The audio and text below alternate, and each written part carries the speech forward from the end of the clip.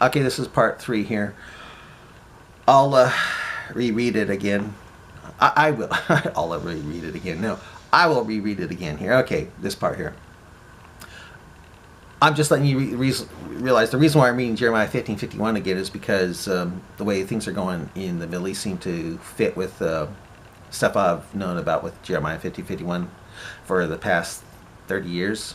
Yeah. So I thought I would read the reasons why. Okay. All right, now bring Israel again to his habitation. This is prophecy, Jeremiah chapters 15:51. And he shall feed on the Carmel and Bashan, and his soul shall be satisfied upon Mount Ephraim and Gilead. Don't know what that means.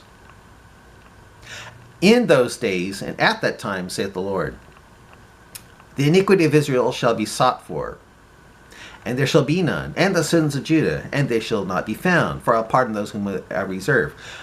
Since the Gulf War, and well, in those days and at the time, I think this, to me, Jeremiah 15:51 is talking about the Gulf War and the problems with ISIS and stuff like that.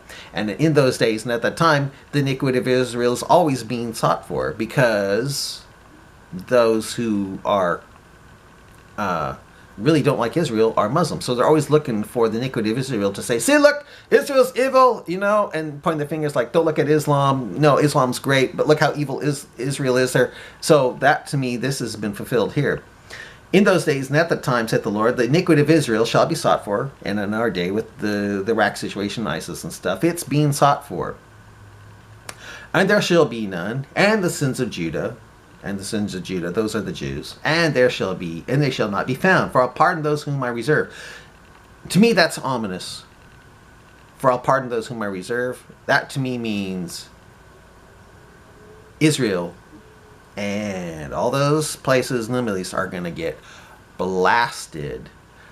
But if you read Revelation, the 144,000 Israelis are going to come into Israel and onto the Sea of Glass and stuff, and they are going to be reserved for them. That's how I see that's happening.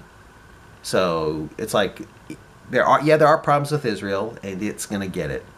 That's how I see that. For I'll pardon those whom I reserve. Okay, go up against the land of Merathaim, even against it, and against the inhabitants of Pekod, waste and utterly destroy after them. That after them could be ISIS, saith the Lord. And do according to all that I have commanded thee. And all that I have commanded thee to me would be in Jeremiah 15:51. And other parts of the Bible. Yeah. A sound of battle is heard in the land. And the land to me is talking about the middle, Iraq and Syria, but mostly Iraq. Because Babylon is located where it's located in Iraq. The ruins of Babylon are located in Iraq. A sound of battle is heard in the land, and a great destruction. How is the hammer of the whole earth cut asunder and broken? How has Babylon become a desolation among the nations? And to me, Babylon is taking on extra meanings here. To me, it used to a long time ago, it used to mean America. Then it meant Russia, and then when Iraq invaded Kuwait, it meant Iraq. But now I'm thinking it's more symbolic than that. I think it's talking about Sunni Islam. And Sunni Islam, when the fall of ISIS takes place, that will be one of the that will put a big blow on Islam, Sunni Islam, not Shia Islam, but Sunni Islam, because although no Muslim would admit it, no Sunni Muslim would admit it, but ISIS is Islam personified, and it's being destroyed by the Kurds right now. The Lord hath opened his armory. Oh, that's right. How is the hammer of the whole earth cut asunder and broken? How has Babylon become a desolation among the nations?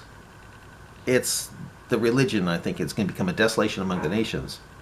I've laid a snare for thee, and thou art also taken, O Babylon, and thou wast not aware.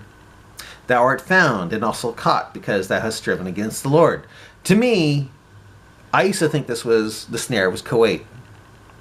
I don't think that anymore. I think the snare now is the globalist agenda of setting up Sunni Islam. But no one realized just how evil Sunni Islam is when it's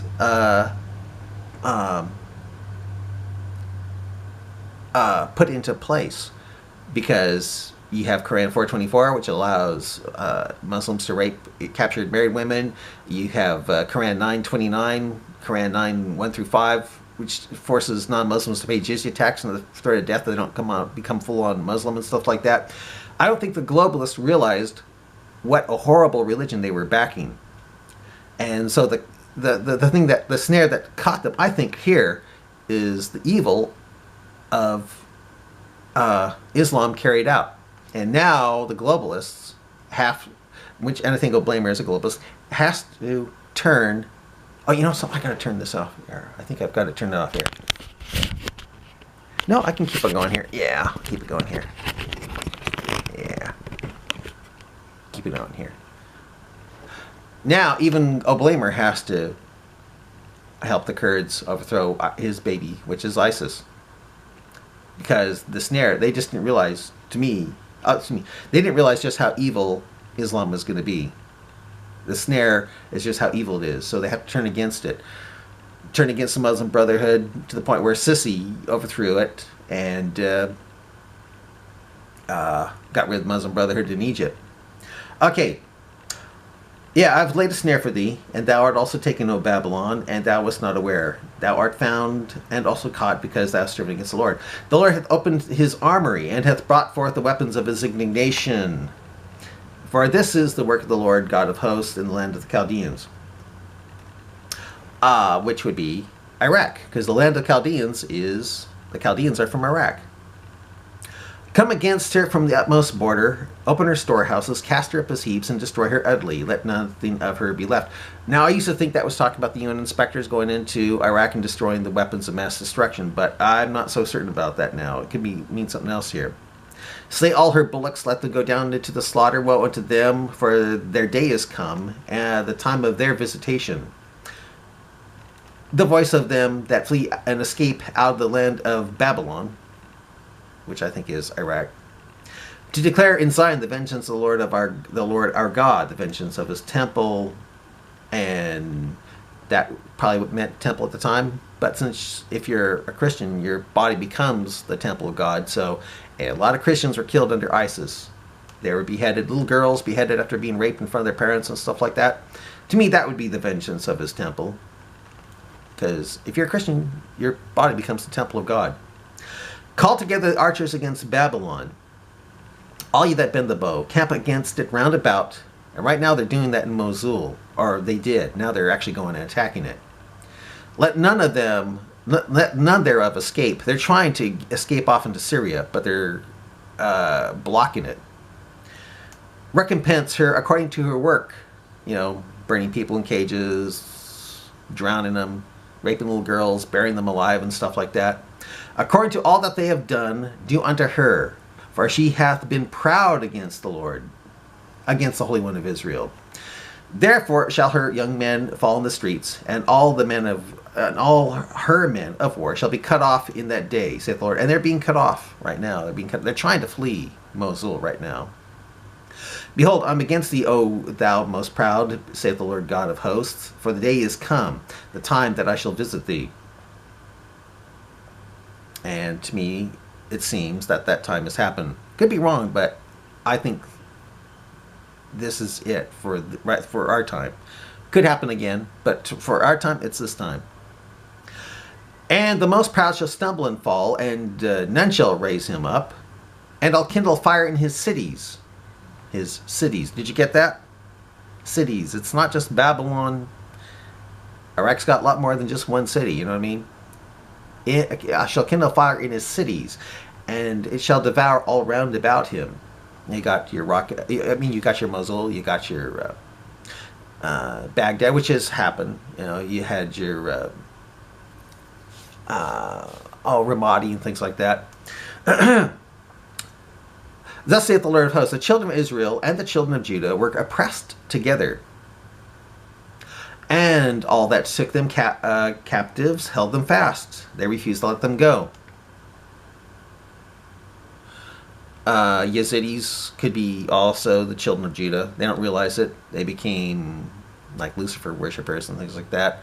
I mean, they really have forgotten their resting place. But I think during the diaspora, when the Israelis left Babylon, I think a lot of them became Yazidis. So the Yazidis have Israeli blood in them here. You know something? I better quit here. But Yazidis and Kurds, I think, have a lot of Israeli blood in them, and a lot of them are Israeli and don't know it. Not Jews, Israelis. Bye.